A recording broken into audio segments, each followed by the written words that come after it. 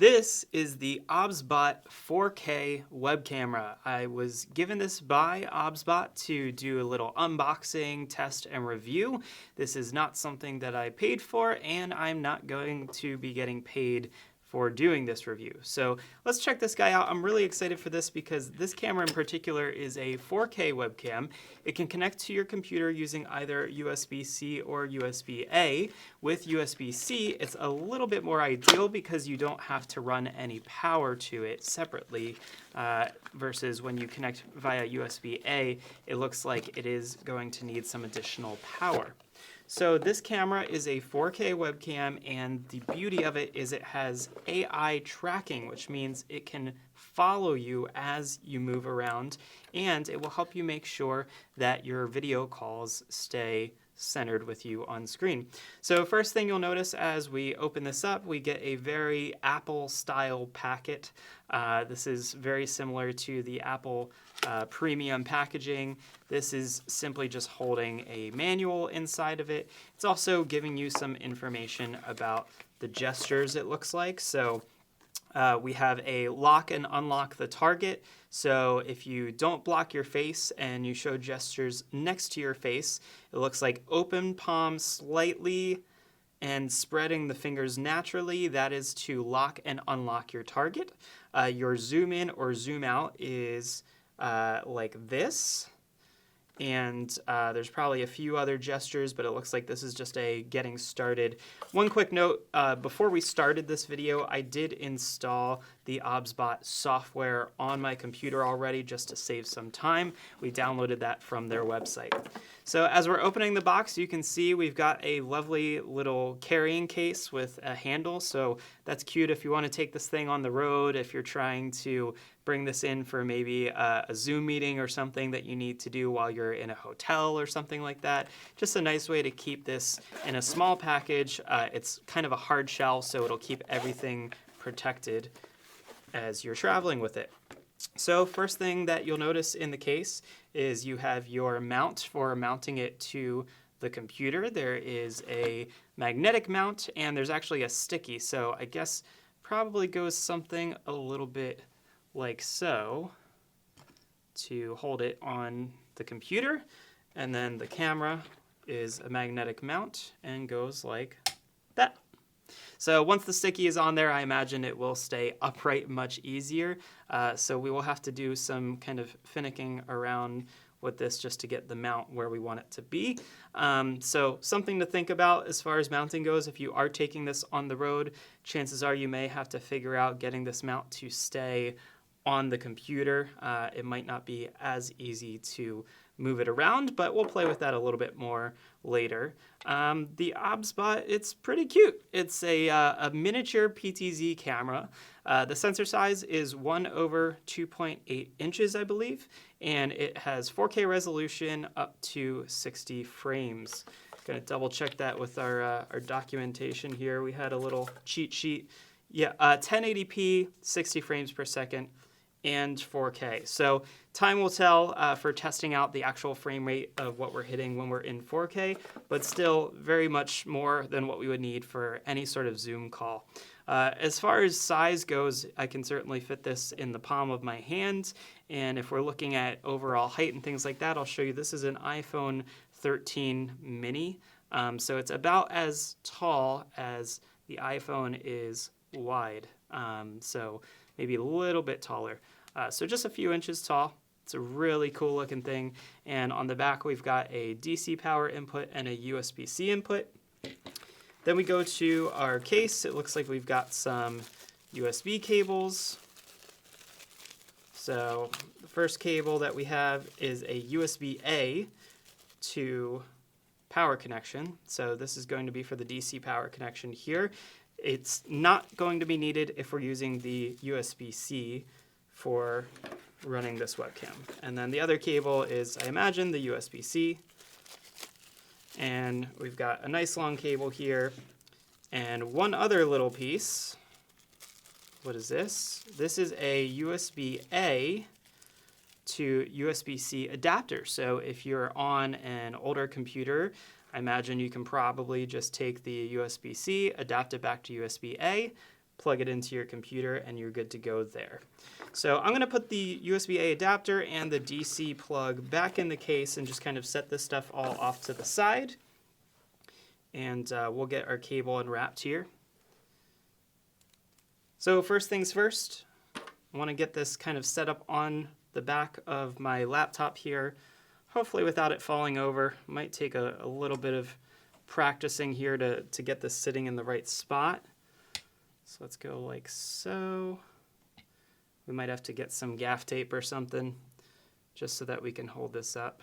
Some gaff tape. Again, like I was saying, this may be something to think about if you're going to be traveling on the road with this webcam a little more frequently. It might be a little tougher to take this mount on and off of the computer, so let's get this taped on back here. I guess I will say just right off the bat, very impressed with the camera itself, but OBSBOT, if you're listening, this is probably not the ideal way for us to be mounting it moving forward, but let's go ahead and just do that. So that'll stay there, perfect. USB-C cable.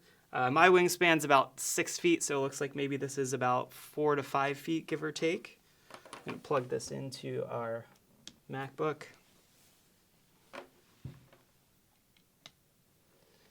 We're plugged in and I'm getting a little blue light, so it looks like it's turning on and kind of activating. I'm gonna also go ahead and peel off that little plastic protector from the camera lens. And now it looks like it's on. We've got a green light, but let's go ahead and check on the computer and see if we can use this. When you're on a Mac, one of the secrets that I teach people is you can simply open up QuickTime Player, and if you do a file and then new movie recording, it will allow you to preview what's in your FaceTime camera, but then you go down to the little drop-down menu and look at this. OBSBOT is right here, and now we can see, there we go. So currently, you may notice on the OBSBOT camera, it's not framing itself up properly. So I imagine it's probably one of our little moves that we have in this menu, in this little sheet that we have here, this little cheat sheet. So the lock and unlock target, I'm going to guess here and say maybe this is it. So I'm going to get my head in frame, and then the lock. There we go. Look at that. It's turning. So it looks like it just found my head simply by doing that. Now if I move, it is tilting with me. Very cool. And if I move around this way,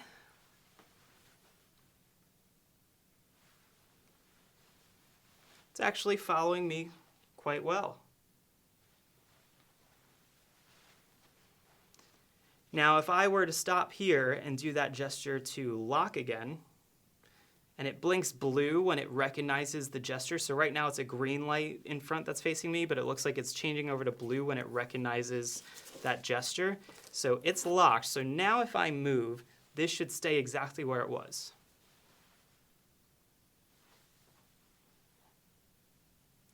Yep, so it has now essentially unlocked onto my face. So if I do our gesture again, yep, turns blue, instantly picked it up. And now we are back in business. Now, one of the other gestures that it had listed on our little cheat sheet was zoom in or zoom out. So it says, do not block your face, show gestures next to the face. And it looks like this gesture is something to the tune of an L. And look at that, we're zooming in, and it looks like it's tracking us in the frame as we move.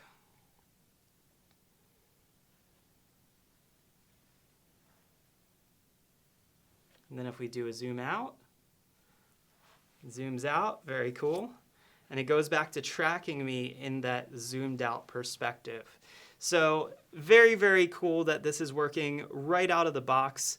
I did install the software just to play it safe, so I don't have confirmation whether or not that software needs to be installed for it to work. But one thing that I do want to show you is I want to bring up the software just so that you can see what this is doing and what other capabilities we get. So it looks like we can go ahead and lock or unlock the AI tracking from the software. We can zoom in up to 4x. So you can see it doing that as I adjust it. We can put the device to sleep, so I can hit sleep. And I can hit resume. And it turns it right back on. And then it looks like I have manual controls over the gimbal, so I can actually pan it side to side.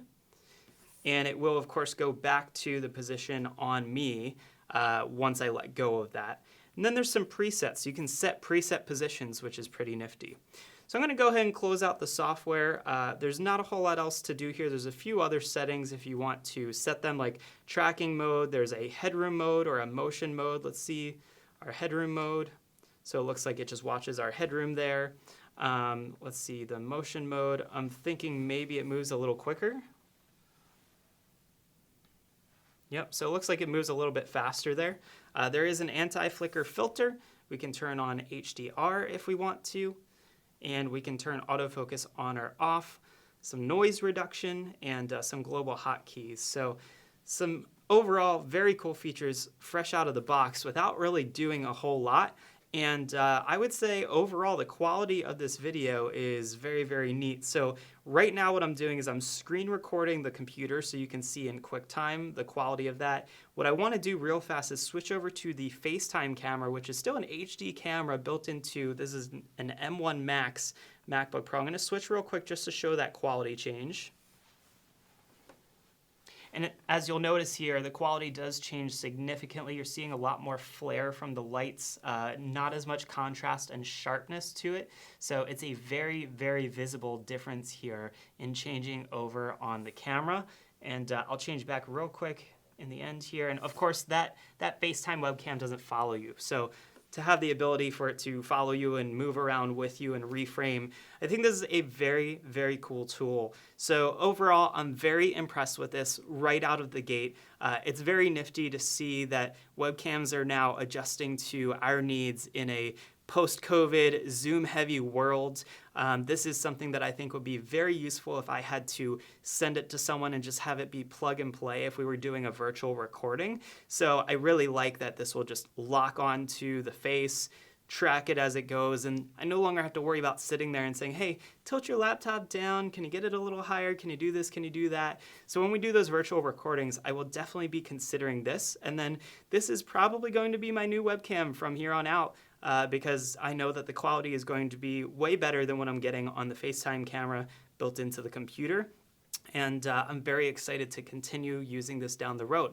If you're interested in checking out this camera, learning a little bit more, I'm going to make sure that we link to this down below, as well as a link so you can purchase one yourself. It's a very, very nifty 4K webcam. PTZ uses AI, artificial intelligence, for tracking, and I am super stoked to be using this just in some smaller setups. This, of course, is a little different than some of our bigger live streaming things, but I think it's really important to stay up on all the gear and tech, and it wouldn't surprise me if you are on a live stream and trying to bring in a virtual guest if you considered using one of these for your next project. So Zeph and Moses here. This is the OBSBOT 4K webcam. Thank you so much for watching. Make sure to hit that like and subscribe button, or that like and subscribe button below this video. Again, we'll also have a bunch of links in the description so you can check out this camera more in depth.